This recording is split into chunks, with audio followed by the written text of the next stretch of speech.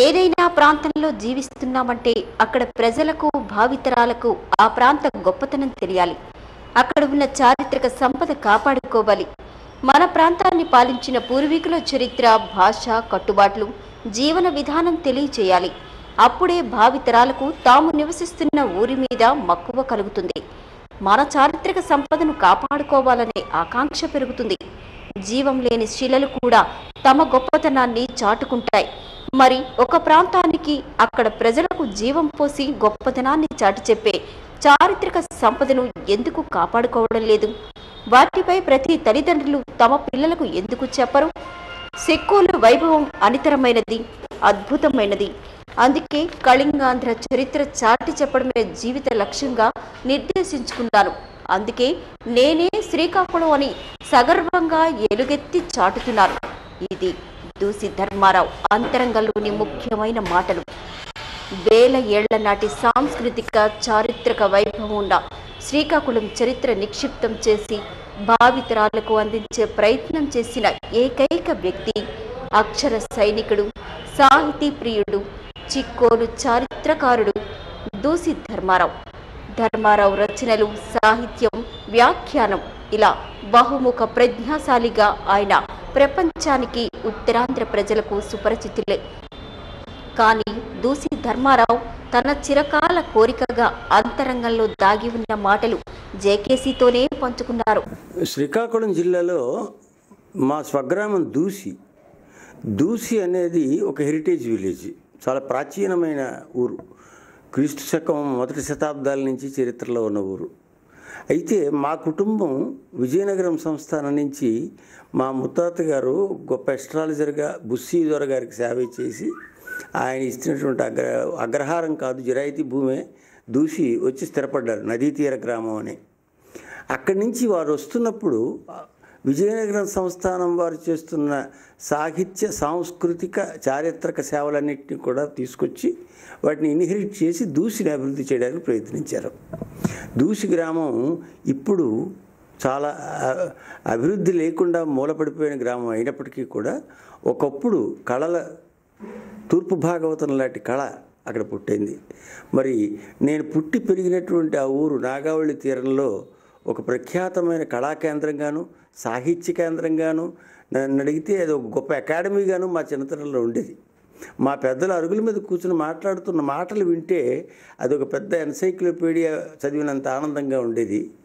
మా తండ్రి గారు చలికాలంలో వేకువనే లేచి 4 గంటల నుంచి ఆయన ప్రబంధాలు, పద్యాలు పాడేస్తుంటే అద్భుతమైన ఆనందం కలుగుతూ ఉండేది. వివిధ రాగాల్లో భైరవి, కళ్యాణి, మోహన, అఠాణ రాగాల్లో పాడుతుంటే ఆయన ఆ పద్యాలు ఆస్వాదిస్తూ ఉండగా చలికాలంలోనే సాహిత్యం మీద అనుకోకుండానే అభిరుచి కలిగింది. ఈ సాహిత్యాభిరుచితో పాటు ఉపాధ్యాయుడిగా చేరిన తర్వాత జిల్లాలో వివిధ ప్రాంతాలు, అటు ఇచ్చాపురం దగ్గర నుంచి ఇటు షేర్ మహమ్మద్పురం వరకు, అటు ఉత్తరాంధ్ర ఎస్కోట వరకు ఉపాధ్యాయుడిగా, అధ్యాపకుడిగా, ప్రిన్సిపాల్గా అనేక హోదాల్లో పనిచేసినందువల్ల మనకి జిల్లా మొత్తం జాగ్రఫీ మీద, చరిత్ర మీద, ప్రజల తాలూకా స్వభావాల మీద ఒక అవగాహన ఏర్పడింది. ఇది 1965 నుంచి ప్రారంభమైంది. అయితే నాకు ఇంట్లో ఉన్న కళలు, మా తండ్రి గారు మృదంగం వాయించేవారు. మా పినతండ్రి గారు తూర్పు భాగవతం అరుగు మీద కూర్చొని కొంతమంది శిష్యులకు చెప్తూ ఉండేవాళ్ళు. ఎక్కడి నుంచో వేసవి సెలవులకు వచ్చినటువంటి సంగీత విద్వాంసులు, శాస్త్రీయ సంగీత విద్వాంసులు అందరూ అరుగుల మీద కూర్చొని ఇన్స్ట్రుమెంట్లు పట్టుకొని ఊరు వాళ్ళ ఆనందం కోసం స్వచ్ఛందంగా పాటలు పాడుతూ ఉండేవాళ్ళు. ఈ ఇన్ఫ్లుయెన్స్ మా మీద పడి సంగీతం మీద ఆసక్తి, సాహిత్యం మీద ఆసక్తి. మా మామయ్య ఒక ఆయన ఆ రూమ్లో చదువుకున్నప్పుడు కృష్ణపక్షం, ఆ రోజుల్లో పబ్లిష్ లేని కృష్ణపక్షాన్ని ఆయన చేతితో రాసుకుని ఉంచుకునేవాడు. దీంతో ఉపాధ్యాయ వృత్తిలో చేరిన తర్వాత ప్రతి ఊర్లోనూ ఉన్న కళలు వాటిని అభివృద్ధి చేయడం, బుర్రకథలు వేయించడం, పండుగలు, ఉత్సవాలు వాటిలో పాల్గొనడం, హార్మోనియం వాయించడం మా పిడతండ్రి గారి నుంచి నాకు వచ్చింది. అది అభ్యసిస్తూ పబ్లిక్లో ప్రతి సందర్భానికి మనం పబ్లిక్లోకి వెళుతూ ఉండడం అనేది చిన్నప్పటి నుంచి అలవాటైంది. ఇంత గొప్ప వారసత్వం ఉన్న జిల్లా. నన్ను అడిగితే ఈ 3 జిల్లాల్లో, ఉత్తరాంధ్ర 3 జిల్లాల్లో శ్రీకాకుళం జిల్లా చాలా కాలం రాజధానిగా ఉండేది. శ్రీకాకుళం పట్టణం అంతేకాదు శ్రీకాకుళం పట్టణానికంటే ప్రాచీనమైనది శ్రీముఖలింగం.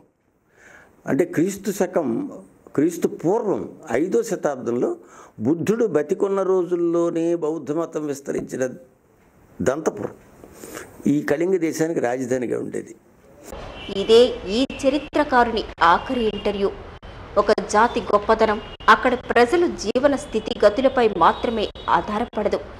ఆ ప్రాంత గొప్పతనం, చారిత్రక సంపద, పూర్వ చరిత్ర, సంస్కృతి పరిరక్షణ ఆకళింపు చేసుకున్న ప్రజలు వాటిని భావితరాలకు అందించే ప్రయత్నం మీద ఆధారపడి ఉంటుందని ఘంటాపదంగా చెప్పిన సిక్కోలు చరిత్రకారుడు దూసి ధర్మారావు. ఈయన అకాల మరణం సాహితీ లోకానికే కాదు, సిక్కోలుకే తీరని లోటు. వేరెవరూ కూడా దూసి ధర్మారావు స్థానాన్ని భర్తీ చేయలేనంతగా చరిత్రని ఔపాసన పట్టిన మహామనిషి ధర్మారావు. సిక్కోలు చారిత్రక సంపదలో ఆయన పేరు చిరస్థాయిగా నిలిచిపోతుంది.